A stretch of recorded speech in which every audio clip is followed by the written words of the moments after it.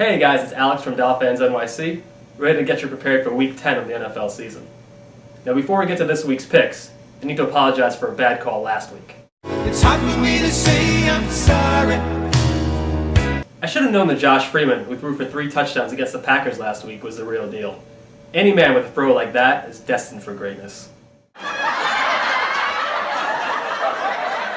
Whoops. How'd that get in there? Anyways, you're not doing it again this week, Josh, against the Dolphins. On to this week's picks. Marshawn Lynch hasn't been that impressive since coming back from suspension this season, getting only 50 yards on the ground. But with Trent Edwards back in the lineup and the Bills facing the Titans, expect Lynch to have a good game and catch plenty of passes out of the backfield.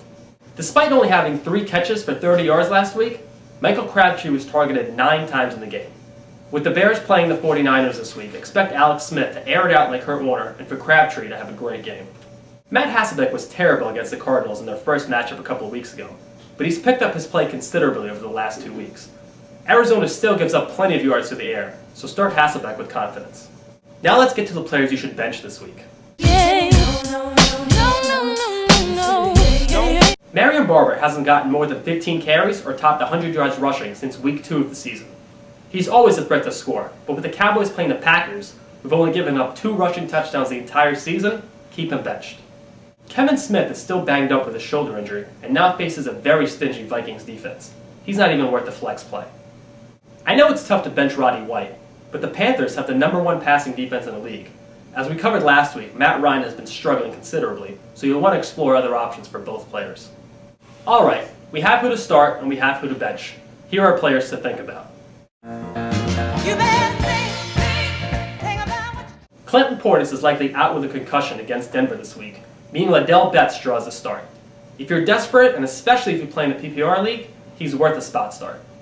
If Lance Moore is out again this week, Robert Meachem is a solid play against St. Louis. Now he could put up a 0 as he's prone to do in some weeks, but he could also have a great game as he did last week when he caught 5 catches for 98 yards and a touchdown. And finally, if you need a quarterback, Mark Sanchez plays the Jaguars. I know, he's a Jet, but Jacksonville makes even the worst quarterbacks look good. Okay, now I feel kind of bad for recommending a Jet.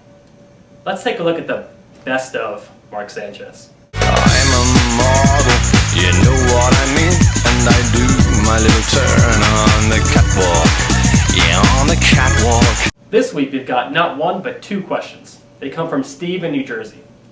I believe they came over email? Guess they did. I lost Owen Daniels for the season last week and need to try to make do off the waiver wire. Who should I pick up? Heath Miller, Ben Watson, Greg Olsen, or Zach Miller? Can also trade some RB depth for Shockey, but have Breeze and Pierre Thomas. Well, I think the top 2 options there are very clear. That's Heath Miller and Greg Olsen, evidenced by Greg Olsen's 3 touchdowns last week. They get the most targets from their teams. I can't in good conscience recommend any Raider receivers with Jamarcus Russell throwing the ball, or I would lose all of credibility. Question number 2. Please rate this trade. Team A gives up Matt Ryan and Ricky Williams. Team B gives up Drew Brees. Team A has running back depth, but not using run Ricky run except on bye weeks. Team B badly needs a running back. Alright, now you know we love Ricky over here, but if you can get Drew Brees for Ricky Williams and Matt Ryan, who we covered the last 2 weeks as a struggling quarterback, you gotta make that move. Hit accept and don't look back. Alright guys, that wraps it up for this week. Remember that when you're in New York City and want to watch the Dolphins, stop by at 3rd and Long on 35th Street and 3rd Avenue. If you have any questions and you want to get them on the air, send them to us at DolfansNYC@gmail.com. And remember to visit the site, DolfansNYC.com. Until next week, I'm Alex with What's Your Fantasy.